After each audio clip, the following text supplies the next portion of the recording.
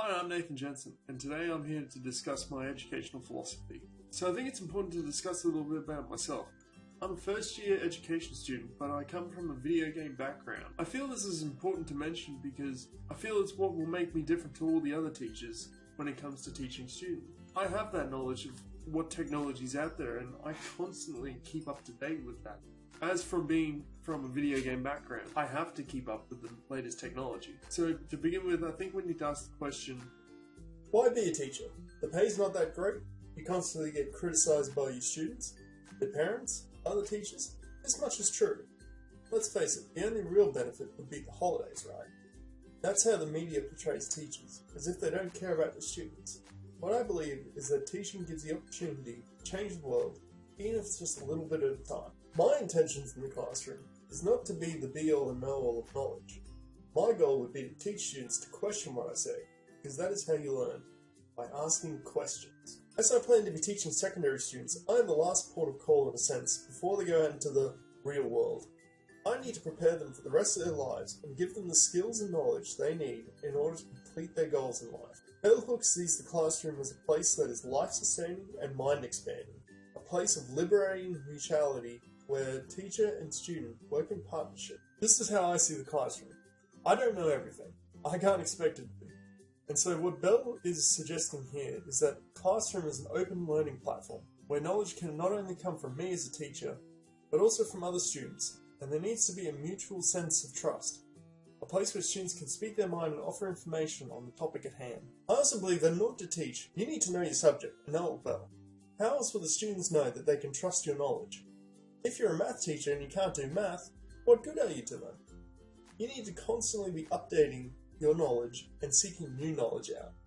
So taking this a step further, in order to be able to teach students, I need to know not only the subjects I teach, but as much as I can about them personally. I need to understand the students in terms of their general socioeconomic status, their cultural background, societal values, their interests, and their goals in life. The more I know about the students I'm teaching, the more I'll be able to tailor their education to suit.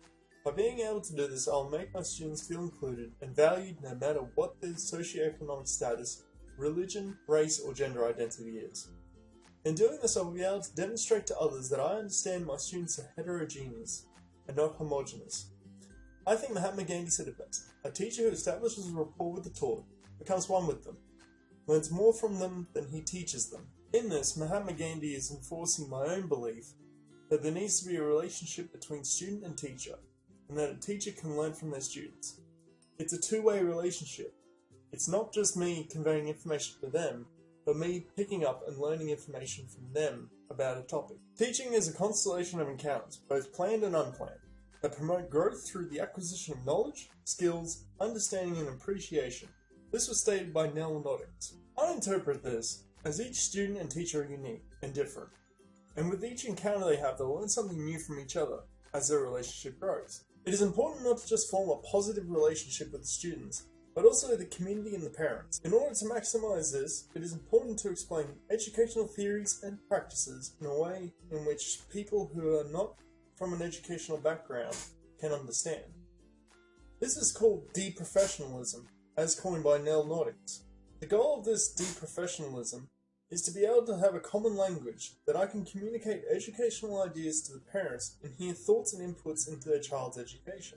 This enforces a sense of community, and that I'm listening and can adapt to their requests when it comes to their child's education. I want to keep up to date with new technologies and use them to enhance learning and use them effectively in the classroom. I want to be able to use new technologies in the classroom effectively in order to give students the opportunities that I never had during school. It is important to me as a teacher to embrace change, especially now as technology is advancing and becoming more and more a part of our everyday life. Noah Ullman offered this example. He used microblogging sites such as Twitter to complement face-to-face discussions in the classroom.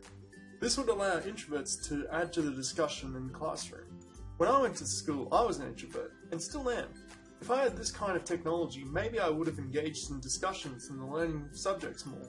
My educational philosophy is to embrace technology, understand my students, don't assume anything about them, and most importantly, have the ability to foster a two-way communication with them in order to promote learning for both of us. In doing this, I am better to prepare them for the real world than anyone else.